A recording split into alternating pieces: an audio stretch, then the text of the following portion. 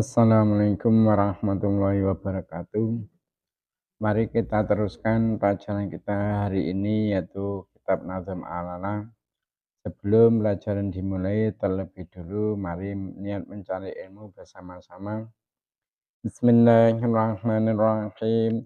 Nawaitu talabal ilmi izalata jahli annamsin an sairi juhali wa ihya'ad dini wa ibqa al-islami bil ilmi wa daral akhirati wa ridallahi ta'ala wa syukran ala nikmatil aqli wa nikmatil syahatil badani fadlillah ta'ala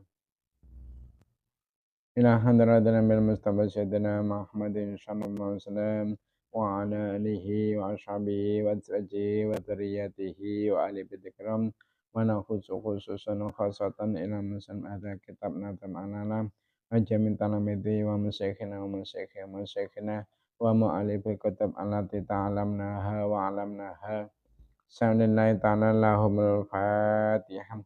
A'udzu billahi minasy syaithanir rajim. Bismillahirrahmanirrahim. Alhamdulillahirabbil alamin. Arrahmanir rahim. Maliki yaumiddin.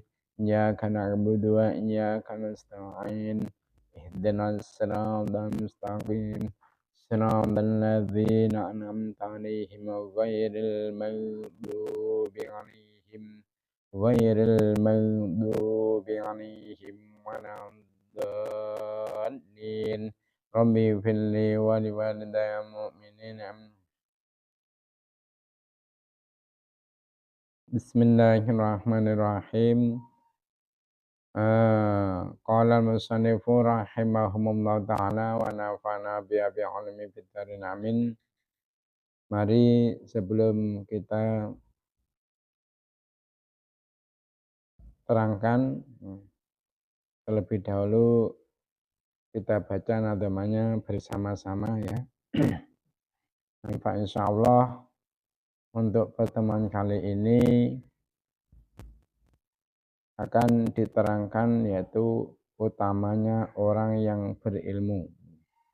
Di kitab Nazm Al-Alala yang akan kita pelajari hari ini insyaallah akan menerangkan utamanya orang yang berilmu. Mari kita baca bersama-sama nadamanya.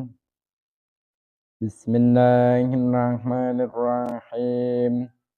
Akhul ilmi hayyun khalidun ba'da mautihi wa unsaluhu tatan turabi ramimu wang duwe ilmu urib langgeng sause mati dene atan atone basa ning ngisor bumi wadul jali mayitun wawayam si'ala faro tudhannu minal ahya'i wa huwa adimu wong bodho mati hale mlaku ning dhuwur bumi nyono wong kang urip nanging padha wong mati. Jadi nadhaman ini menerangkan tentang utamanya orang yang berilmu. Di sini diterangkan akhul ilmi hayyun khalidun ba'da mautihi. Wong duwe ilmu urip langgeng sause mati. Wa asaluhu tahta turabi ramimu. Dene adon-adone bosok ning serbu bumi. Juga diterangkan wadul jali mayitun wa wayamsi ala thara. Wong bodho mati halih mlaku ning dhuwur bumi. Yudhanu minal ahya'i wa wa antimu. Den nyono wong urip, den nyono wong kang urip nanging padha wong mati. Jadi orang yang berilmu baik ilmu agama ataupun ilmu umum, ini ilmu secara mutlak. Orang yang berilmu itu akan tetap hidup setelah matinya. Walaupun tulang belulangnya itu telah hancur di bawah bumi. Nah, sementara orang yang bodoh, orang yang tidak mempunyai ilmu, itu telah mati, walaupun toh masih berjalan di atas bumi. Nah, disangkanya dia itu hidup, padahal dia telah tiada. Nah, kita tahu bahwasanya binatang gajah itu bila mati meninggalkan gading. Nah, manusia kalau mati apa yang ditinggalkan? Yaitu ketika manusia itu mati meninggalkan sejarah. Jika dalam kehidupannya di dunia ini dia termasuk orang yang hidupnya sebagai orang yang berakhlakul karimah, orang yang berilmu, ilmunya juga diamalkan, dan juga kalau dia diberi kekayaan oleh Allah, kekayaannya tidak dinikmati sendiri, tetapi juga untuk membantu orang-orang yang membutuhkan, untuk membantu perjuangan agama Islam, untuk membuat masjid, pondok pesantren, menyantuni anak yatim piatu, dan juga dia tawadu, dan juga mempunyai sifat-sifat yang terpuji yang lain, maka sejarahnya akan dikenang sebagai sejarah yang baik. Begitu sebaliknya, jika ada orang selama hidup di dunia ini tingkah lakunya selalu membuat keonaran di masyarakat, selalu membuat orang sekitar terganggu dengan keberadaannya, dan selalu hidupnya itu menentang ajaran-ajaran agama, akhlaknya tidak baik, maka sejarah yang ia tinggalkan ketika dia sudah mati yaitu sejarah keburukannya. Jadi intinya kalau manusia mati itu yang ditinggalkan apa? Sejarahnya. Kalau gajah mati meninggalkan gading. Tapi manusia itu kan bukanlah gajah yang tidak berakal. Nah, seperti juga gajah itu bukanlah manusia yang tak bergading. Jadi manusia itu tak bergading, bedanya dengan gajah. Kalau gajah itu tidak berakal. Nah, yang berharga dari gajah adalah apa? Kekuatan fisik. Kekuatan fisiknya. Gajah itu kuat. Maka yang berharga pada gajah itu adalah kekuatan fisiknya. Nah, sementara yang berharga dari manusia apa? Yaitu kekuatan pakerti. Kekuatan pakerti dan ilmunya. Dan antara gading dan ilmu tidaklah patut untuk diperbandingkan. Kenapa? Karena terlalu jauh. Perbandingannya itu terlalu jauh. Jika sampai ilmu itu diperbandingkan dengan gading. Ibaratnya apa? Bumi dengan langit. Kenapa kok seperti itu? Ya karena sangat mulianya ilmu itu makanya tidak layak kalau ilmu itu dibandingkan dengan Gading, karena kemuliaan ilmu tersebut. Nah, ilmu itu akan tetap melekat pada pemiliknya, yaitu kapan manakala ia itu sudah meninggal. Sudah meninggal, tinggal tulang belulang di dalam kuburnya. Jadi ilmu yang kita miliki ini akan selalu melekat kepada kita. Walau toh kita itu sudah mati, ya. Tulang belulang kita sudah ada di dalam kubur. Nah, sementara gading gajah itu akan segera terlepas. Kapan? Yaitu manakala gajah mati dalam waktu yang tidak terlampau lama, itu gading gajah itu akan terlepas dengan sendirinya. Kalau ilmu kan tidak, ilmu selalu melekat. Walau toh kita sudah menjadi tulang belulang di dalam kubur.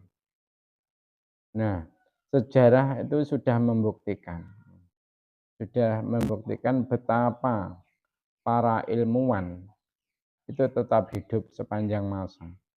Meskipun beliau-beliau ini telah tiada berabad lamanya. Ya, walaupun arti hidupnya orang yang hidup hanya ilmunya, orangnya hakikatnya sudah mati, tapi yang hidup masih ilmunya masih hidup, atau orangnya itu benar-benar masih hidup. Walaupun toh kehidupan orang yang berilmu setelah kematiannya dan kehidupannya orang yang tidak mempunyai ilmu itu tidak sama, tidak sama.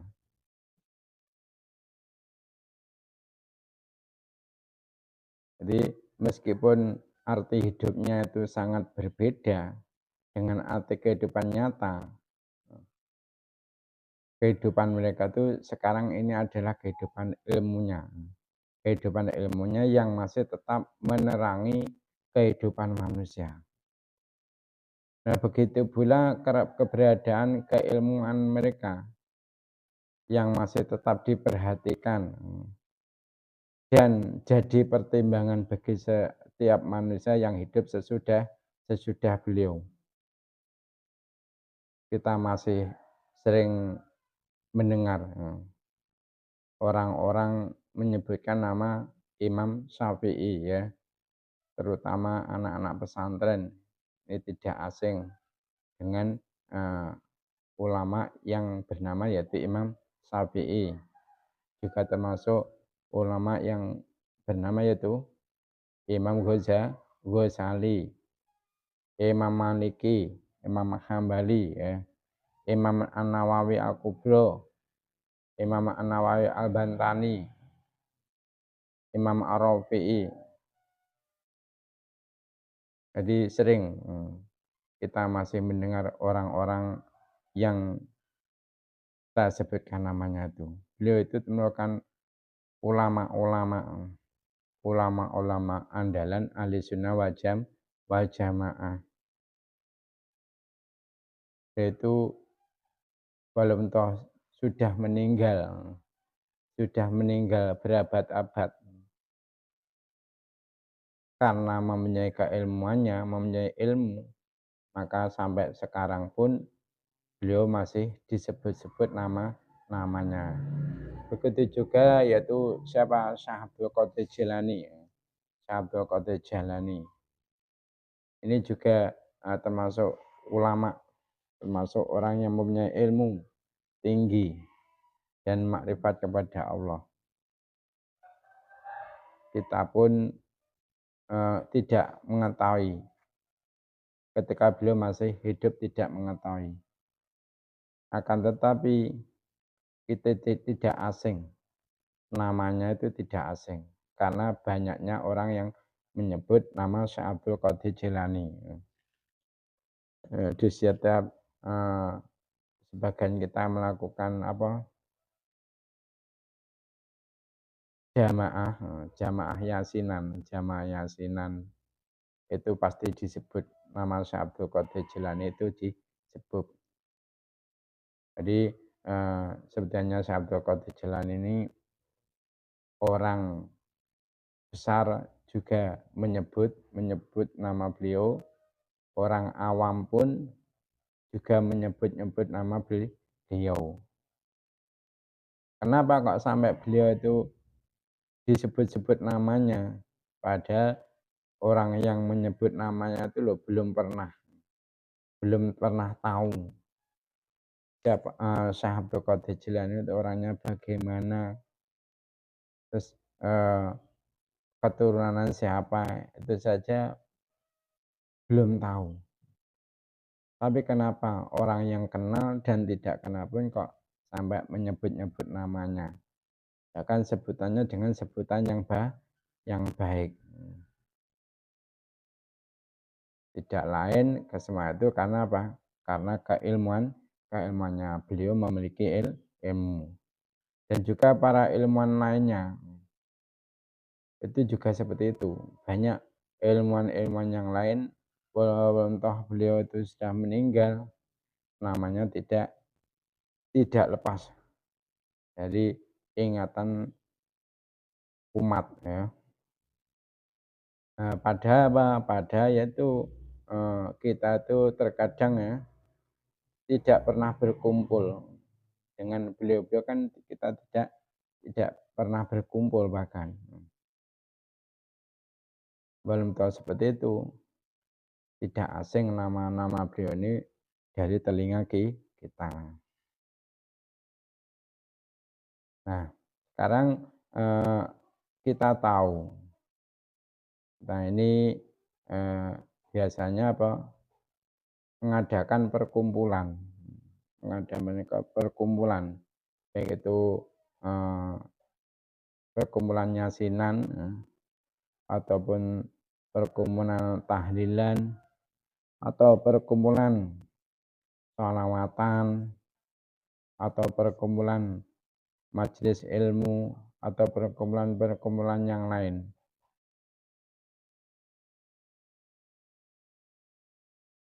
Dengan banyak orang yang ada di situ, di perkumpulan tersebut, nama kita itu tidak pernah disebutkan sekalipun. Nama kita itu tidak pernah disebutkan sekalipun. Padahal kita masih hidup dan juga ada di situ. Kalau beliau-beliau tadi apa? Beliau sudah tidak hidup, sudah di alam kubur. Bahkan orang yang menyebutkan namanya tuh juga nggak kenal, nggak tahu bagaimana orangnya. Itu saja orang-orang yang menyebutkannya itu menyebutkannya dengan sukarela, tidak karena kok ada uangnya. Seperti hanya acara arwan itu, acara arwan kan biasanya ada uangnya toh. Siapa yang kirim leluhur dari saudara-saudara kita itu nanti mungkin dimintai sumbangan atau dimintai sodakoan setiap satu leluhur mungkin 2.000 atau 5.000. Kalau satu leluhur itu 5.000, satu arwah itu 5.000. Kalau 10 arwah berapa itu berarti? Jadi 5.000 kali 10 berapa? 50.000. Itu saja menyebutkannya dengan dengan adanya sodakoan atau sumbangan. Nah, beliau-beliau tadi, orang-orang yang berilmu seperti hanya Syekh Abdul Qadir Jilani, Imam Syafi'i, Imam Ghazali, orang-orang yang menyebutkan nama-nama beliau ini, walaupun toh orang ini tidak kenal, tidak paham, Sabtu Qudsil ini siapa? Imam Syafi'i siapa? Mereka itu menyebutkan namanya dengan sukarela. Sukarela. Bahkan sampai berusaha dihafalkan ya. Sampai berusaha dihafalkan. Contohnya itu seperti hanya ketika Ihda'ul Thawab ya. Ihda'ul Thawab acara yasinan kan menyebutkan ila hadrati ya. Itu sampai dihafalkan. Nah,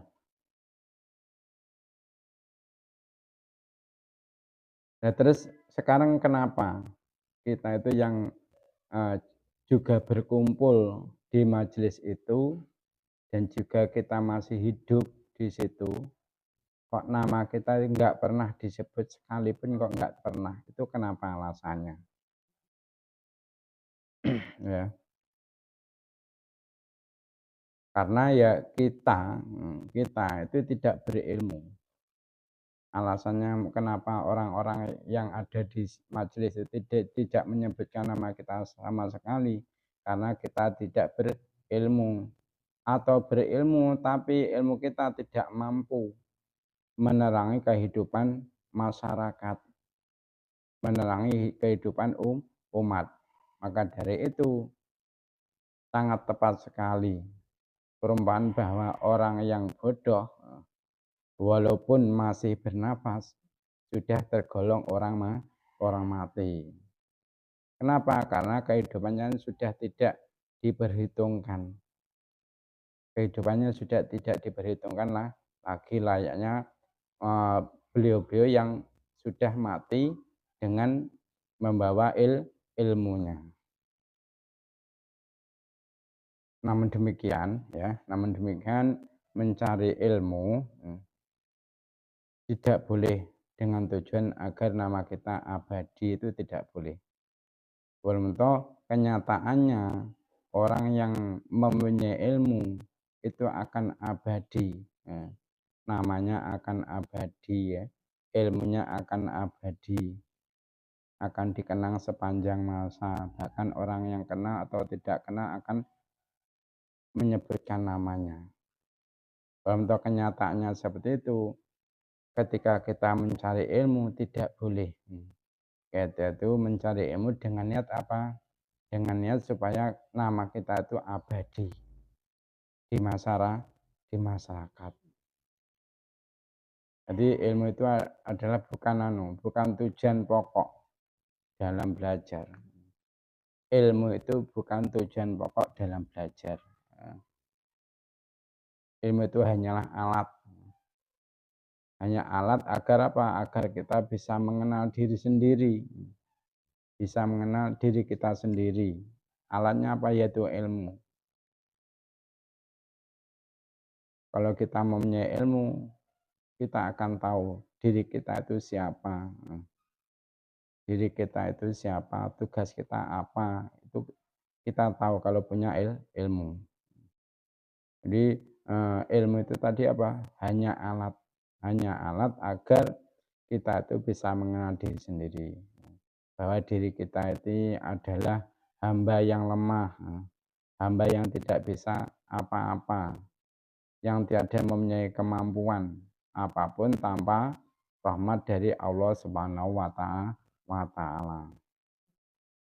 Yang dengan pengertian inilah kita itu bisa menyembah Tuhan tanpa pijakan apapun, selain bahwa kita adalah hambanya, hamba yang harus taat melaksanakan perintahnya dan menjauhi semua larangannya tanpa tujuan apapun, tanpa tujuan ingin minta imbalan.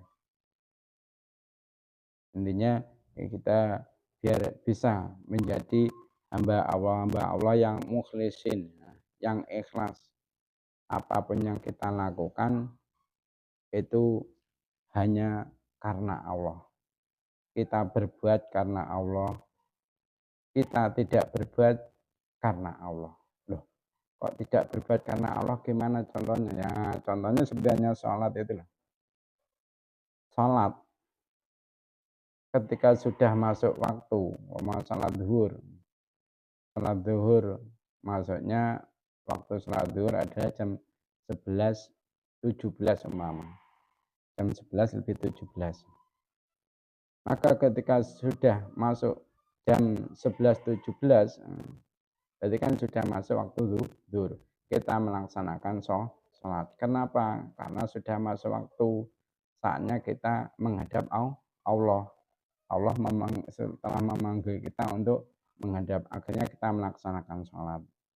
Nah, ini berarti melakukannya sholat kan karena Allah. Begitupun sebaliknya, ketika belum masuk waktu sholat, contohnya jam 9 belum masuk waktu sholat zuhur, dan bukan termasuk waktu sholat subuh. Nah, ketika jam 9 kita tidak melaksanakan sholat zuhur. Kenapa? Karena Allah memerintahkan melaksanakan sholat zuhur setelah masuk waktunya. Padahal kita tahu bahwasanya jam 9 itu belum masuk waktu sholat. Nah, makanya kita tidak sholat. Karena apa? Karena Allah tidak memerintahkan melakukan sholat zuhur pada jam 9. Kalau sampai kita melakukan sholat zuhur di jam 9 tersebut, malah kita berdosa. Jadi kita harus berusaha sebelum kita itu meninggal dunia, harus berusaha mencari ilmu biar kita itu tahu hakikat diri kita itu siapa, terus kewajiban kita ini sebagai hamba harus bagaimana kepada penciptanya, itu kita harus tahu. Walau toh nanti kita niat mencari ilmu ini niatnya murni karena Allah semata, Allah akan memberi imbalan kepada kita. Di akhirat kita akan mendapatkan nikmatnya Allah, yaitu dimasukkan surganya Allah. Dan di dunia pun kita diberi imbalan berupa apa? Nama kita akan abadi, nama kita akan selalu dikenang oleh umat. Itu saja ya keterangan hari ini. Untuk selanjutnya yaitu sesi tanya jawab. Pertanyaannya ada 5 seperti biasa ya.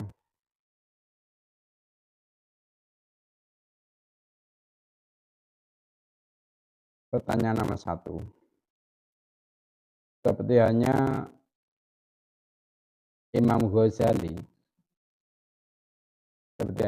Ghazali, walaupun toh beliau itu sudah meninggal, namanya sampai sekarang masih dikenang oleh kaum muslimin.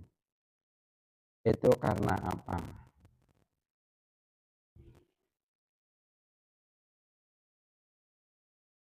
Pertanyaan yang nomor 2. Orang yang bodoh itu sebelum matinya saja sudah dianggap titik-titik. Pertanyaan yang nomor 3. Orang yang berilmu setelah kematiannya, ilmunya masih melekat padanya ataukah lepas? Itu pertanyaan yang nomor 2. Sekarang pertanyaan yang nomor 3 ya, nomor 3. Pertanyaan yang nomor 3.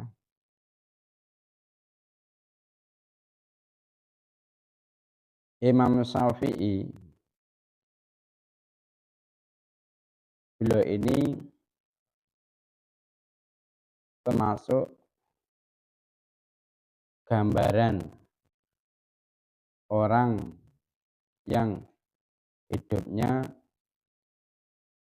berilmu atau orang bodoh. Pertanyaan yang nomor 4. Manusia mati meninggalkan apa? Pertanyaan yang nomor 5. Gajah mati meninggalkan apa? Itu saja pertemuan kali ini. Semoga Allah memberikan kepada kita hidayah ilmu dan juga hidayah bimbingan hati. Dan semoga dalam mencari ilmu ini kita benar-benar oleh Allah diberi kepahaman yang benar dan bisa memahami ilmu yang benar tadi, yang akhirnya bisa mengamalkan ilmu tersebut, yang akhirnya ilmu kita bisa menuntun kita kepada jalan yang diridhai Allah oleh Allah Subhanahu wa taala. Mari kita tutup pertemuan kali ini dengan membaca doa kafaratul majlis. Subhanakallahumma wa bihamdika asyhadu an la ilaha illa anta astaghfiruka wa atubu ilaik. Cukup sekian dari saya, ada kurang lebihnya mohon maaf. Wassalamualaikum warahmatullahi wabarakatuh.